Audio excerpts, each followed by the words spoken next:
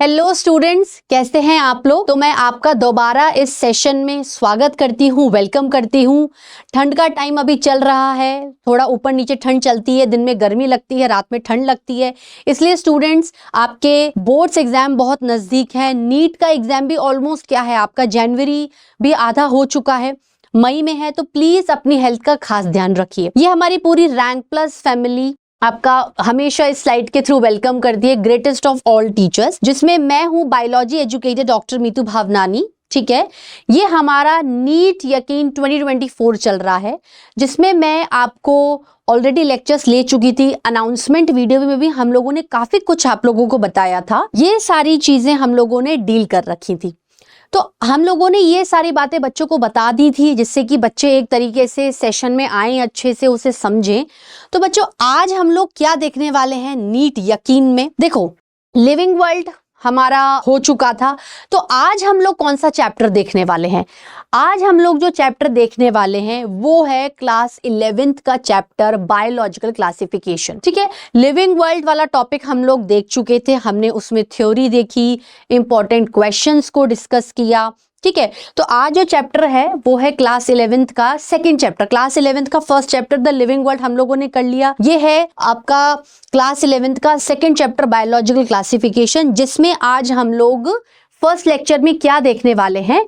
हम लोग आज मेनली पहले लेक्चर में खास जैसे इंट्रोडक्शन हो गया या चैप्टर क्या क्या कह रहा है, मतलब अकॉर्डिंग टू द कंटेंट्स हम लोग मूव करेंगे। ठीक है, need and basics of classification, classification and evolution, artificial, natural and phylogenetic system of classification, classification systems according to kingdoms. अभी आप लोग देखते चलो कंटेंट में, मैं सब कुछ धीरे धीरे आपको समझाऊंगी। ठीक है, complete discussion of kingdom Monera, kingdom protista and fungi, and we will deal about viruses, viroids, lichens and mycorrhizae in this chapter। तो चलिए आज हम लोग इंट्रोडक्शन के बारे में बात करते हैं। सबसे पहला क्या पढ़ेंगे, इंट्रोडक्शन। बायोलॉजिकल क्लासिफिकेशन चैप्टर क्या कह रहा है। रेगुलर आना है स्टूडेंट्स आपको, जिससे कि आपकी खुद की रिदम बैठेगी। टीचर के साथ खुद की रिदम कैसे बैठेगी, जब आप रेगुलर आएंगे। देखो, इंट्रोडक्शन में अगर हम बात करें तो हम लोग क्या कह रहे हैं, बायोलॉजिकल क्लासिफिकेशन का क्या मतलब है कि बायोलॉजी में जो ऑर्गेनिजम्स, जो बायोडाइवर्सिटी हमने लिविंग वर्ल्ड में बात की थी,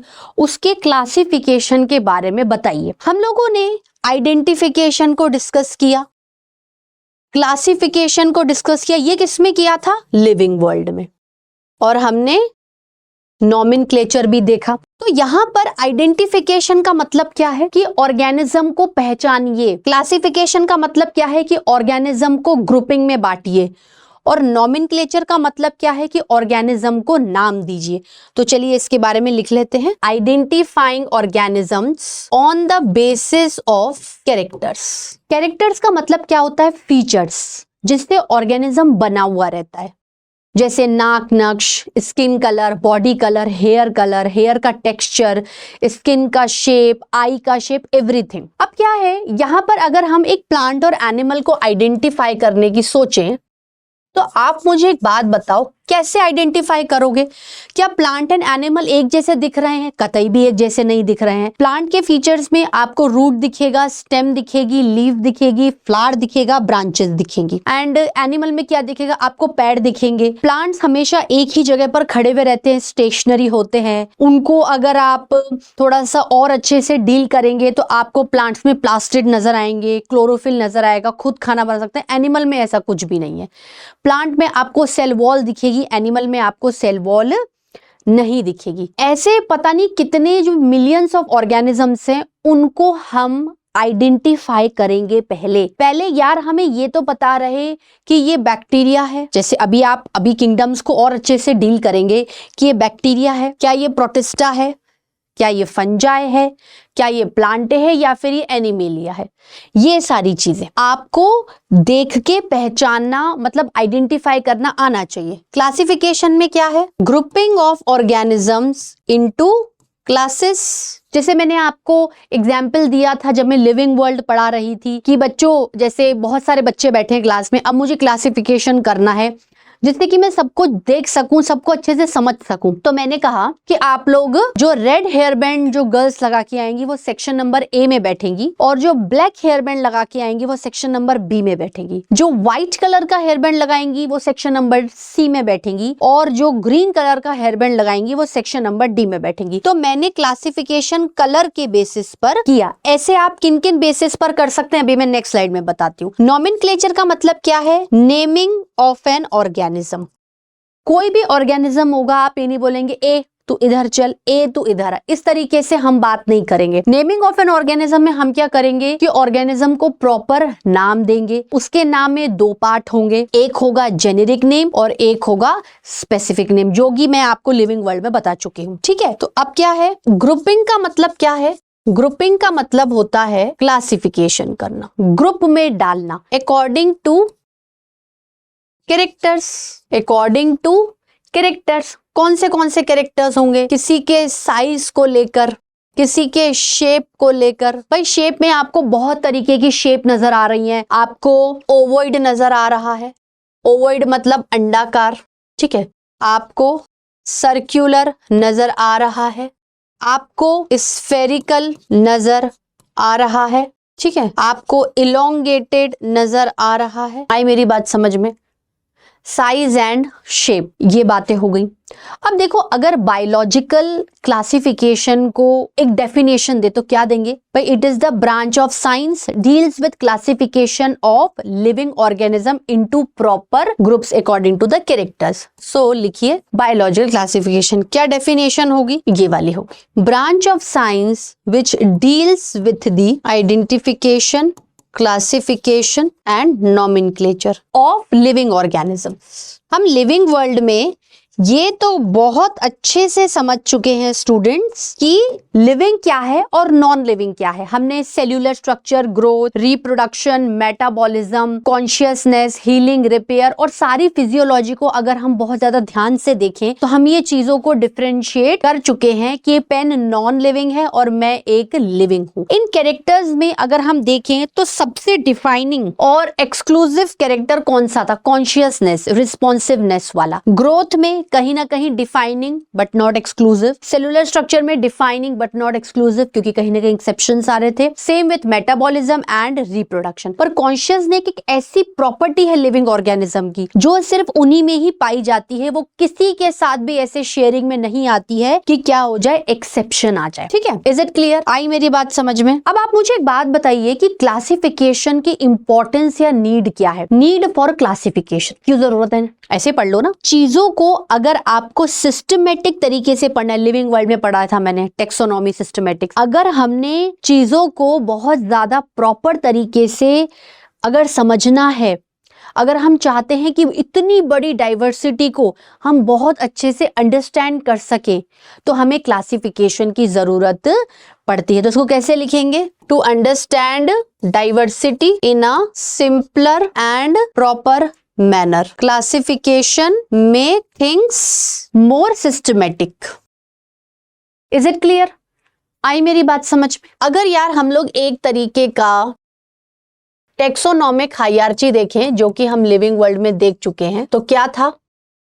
किंगडम, ठीक है, phylum, class, family, genus and species. ठीक है, kingdom, phylum, class, order, family, genus, species. अब ये क्या है? ये टॉप लेवल से, टॉप से हम लोअर लेवल पे चल रहे हैं और लोअर से हम लोग हायर लेवल पर चल रहे हैं। तो हमें बहुत अच्छे से पता है ये चीज हमें बहुत बहुत बहुत बहुत क्लियर पता है कि ये टॉप मोस्ट कैटेगरी है और ये लोअर मोस्ट। आई मेरी बात समझ में? टॉप मोस्ट कैटेगरी में कौन आता है? टॉप मोस्ट टेक्सोन कौन है? टॉप मोस्ट कौन आपका रैंक है? किंगडम है। और लोअर मोस्ट कौन है? स्पीशीज है। स्पीशीज क्या होती है स्टूडेंट्स? एक बेसिक यूनिट ऑफ क्लासिफिकेशन होती है और बायनोमियल नॉमेनक्लेचर में वो एक सेकंड पार्ट को भी कंसिडर करती है। Basic unit of classification and second part of binomial nomenclature. Is it clear? आई मेरी बात समझ में? तो इतना आपको पार्ट क्लियर हुआ।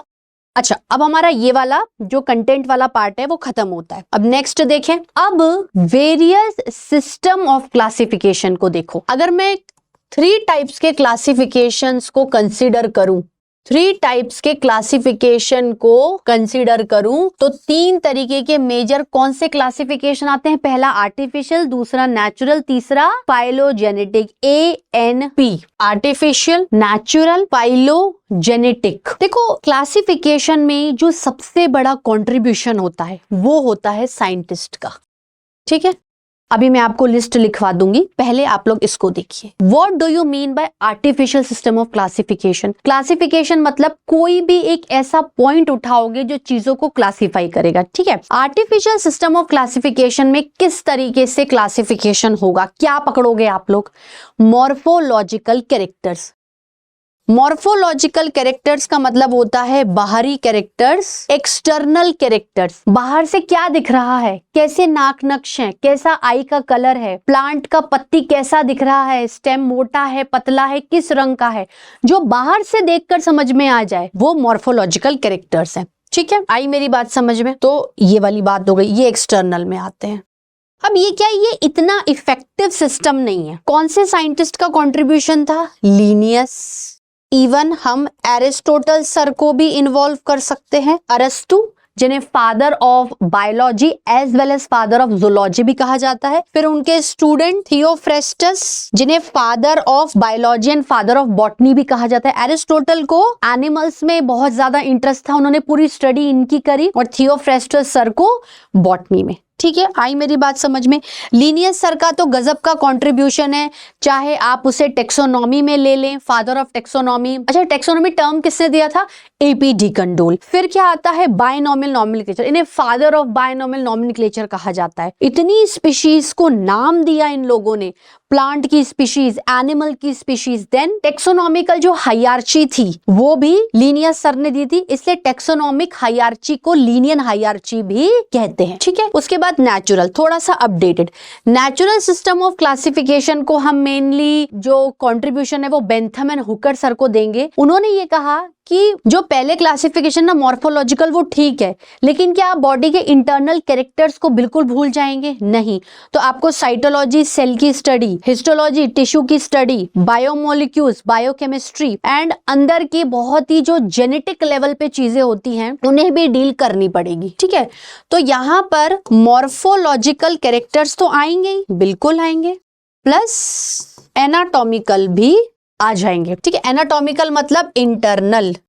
चलिए इनके बारे में लिखते हैं। Cytology, then histology, biochemistry and genetics ले लो। कंट्रीब्यूशन किस पे जाएगा? Bentham and Hooker sir. आई मेरी बात समझ में? फाइलोजेनेटिक कह रहा है, ठीक है, मॉर्फोलॉजिकल इज ओके, नेचुरल तो लेना ही है, लेकिन यार आप कंपैरेटिव स्टडी करो, आप एंसेस्ट्रल रिलेशनशिप निकालो। भाई जैसे आपने कहा कि हमने पिस्सीज को एम्फीबिया से जोड़ा, एम्फीबिया को रेप्टिलिया से जोड़ा, रेप्टिलिया को हमने प्लांटे से जोड़ा और प्लांटे को एनिमिलिया से जोड़ा। तो कहीं ना कहीं यहाँ पर इंगलर एंड प्रेंटल सर का एंड हचिनसन एंड तख्ताजान सर का रोल आता है। क्या कैरेक्टर्स आएंगे? सारे पहले के आएंगे, पर हम लोग एंसेस्ट्रल रिलेशनशिप को देखेंगे। आई मेरी बात समझ में? अब ये रहा आपके 3 सिस्टम ऑफ क्लासिफिकेशन। अब सबसे बेटर कौन सा है, सबसे रेलिवेंट कौन सा है, सबसे मानने वाला कौन सा है? डेफिनेटली फाइलोजेनेटिक, क्योंकि वो एक अपडेटेड चीजों को लेके आ रहा है, साथ में पहले की 2 चीजों को भी कंटेन कर रहा है। साइंटिस्ट को लगा कि यार अगर हम टेक्सोनॉमिक हायरार्की सबसे जो ऊपर वाली जो यूनिट है, जो टेक्सोन है, जो रैंक है, उसको यूज करें तो कितना फायदा होगा। तो फिर रोल आया कि आप जो ऑर्गेनिज्म का क्लासिफिकेशन है ना वो किंगडम्स में करिए।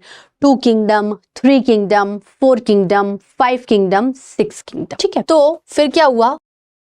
अकॉर्डिंग टू किंगडम्स, जैसे 2 किंगडम मतलब 2 किंगडम उठाओ और सारे ऑर्गेनिजम्स को इन दोनों किंगडम में क्लासिफाई कर दो। 3 किंगडम, 4 किंगडम, 5 किंगडम, 6 किंगडम, ठीक है। अब क्या है, कैसे करोगे? 2 किंगडम का मतलब होता है प्लांटे एंड एनिमेलिया। अभी लिख लो, फिर मैं आगे आपको सब समझा दूंगी। इसमें प्लांटे, एनिमेलिया एंड प्रोटिस्टा, ठीक है। देन 4 किंगडम में plantae, animalia, protista and monera. देखो इसमें से निकलते जा रहे हैं ये लोग। देन 5 किंगडम में plantae, animalia, protista, monera, fungi. आई मेरी बात समझ में?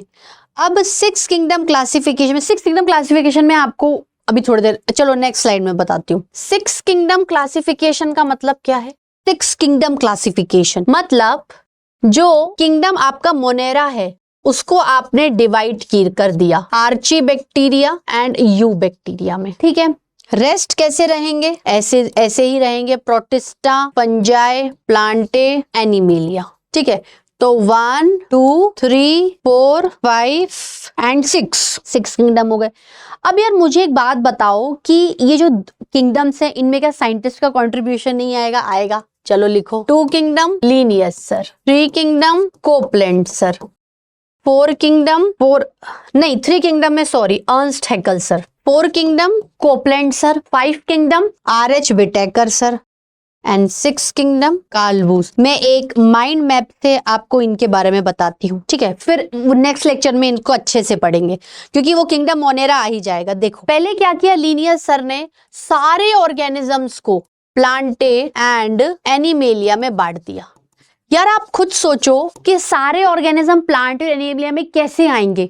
कोई तो ऐसे ऑर्गेनिज्म फंस गए जो ना तो प्लांट किंगडम में फिट हो पाए ना प्रॉपर एनिमल किंगडम में, जैसे युगलिना का जो मोड ऑफ न्यूट्रिशन होता है वो हेटेरोट्रॉफिक होता है। हेटेरोट्रॉफिक का मतलब क्या होता है कि दिन में तो इनकी बॉडी में जो क्लोरोफिल है उससे ये ऑटोट्रॉफिक मोड ऑफ न्यूट्रिशन कर लेते हैं, और नाइट में जब सनलाइट नहीं है तो क्लोरोफिल ट्रैपिंग नहीं करेगा तो ये प्रे को कैच करेंगे, मतलब इनके पास फ्लैजिलाएं। तो दोनों मोड के न्यूट्रिशन है। अब बताओ कि मैं युगलिना को प्लांट में डालूं या एनिमल में डालूं, कंफ्यूजन। तो इसी समय एक न्यू किंगडम आया जिसको आप एक डस्टबिन किंगडम कह सकते हो कि अगर कुछ भी समझ में नहीं आ रहा ना तो उसमें अभी डाल दो, फिर बाद में देखेंगे। तो प्रोटिस्टा आ गया। अब प्रोटिस्टा में बहुत सारे ऑर्गेनिजम्स डाले गए जो कि ना तो प्लांटे में फिट हो रहे थे जो ना एनिमेलिया में। कॉन्सेप्ट बता रही हूँ कि कैसे 2 3 4 5 6 बने। अब इसमें भी देखा गया साइंटिस्ट ने कि यार प्रोटिस्टा में ऐसे ऑर्गेनिजम्स हैं जो बहुत ही डिफरेंट सेल स्ट्रक्चर के हैं, जिनका एकदम ही डिफरेंट एक मैकेनिज्म है, उनका मोड ऑफ सर्वाइवल है, हैबिटेट है। तो इसमें से जो बैक्टीरिया नाम के ऑर्गेनिजम्स हैं उन्हें बिल्कुल अलग करके एक अलग किंगडम बनाया, किंगडम मोनेरा। मोनेरा का होल सोल मेंबर बैक्टीरिया होते हैं। ये ऐसे हैबिटेट में पाए जाते हैं जहां कल्पना भी नहीं की जाती, फ्रोजन आइस,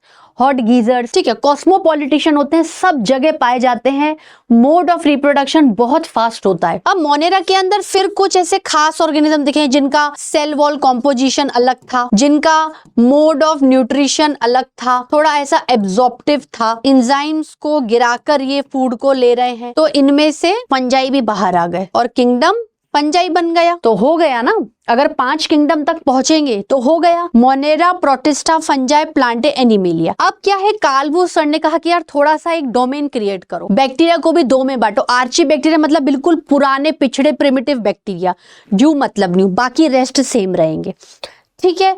तो हमें अब इस चैप्टर में पढ़ना क्या है, जो कि हम नेक्स्ट लेक्चर में पढ़ेंगे। अब हम लोग ढंग से किंगडम मोनेरा के बारे में पढ़ेंगे इस चैप्टर में, फिर हम लोग किंगडम प्रोटिस्टा के बारे में पढ़ेंगे, फिर किंगडम फंजाई के बारे में पढ़ेंगे। बहुत ही शॉर्ट पॉइंट्स ऐसे बताऊंगी जिसमें यूं चुटकी में किंगडम कर लोगे। फिर प्लांट किंगडम एक अलग चैप्टर है और एनिमल किंगडम एक अलग चैप्टर है, उसको अलग चैप्टर के फॉर्म में डील करेंगे। तो मुझे लगता है स्टूडेंट्स आज के लेक्चर में कोई दिक्कत नहीं आएगी, इसे अच्छे से पढ़िए। कमेंट बॉक्स में कोई डाउट हो बताइए, हम लोग पूरी कोशिश करेंगे कि बिल्कुल आंसर मिलेगा आपको, लेकिन जितनी जल्दी हो सके उतना हम लोग पूरी कोशिश करेंगे, ठीक है students. Thank you so much and have a nice day.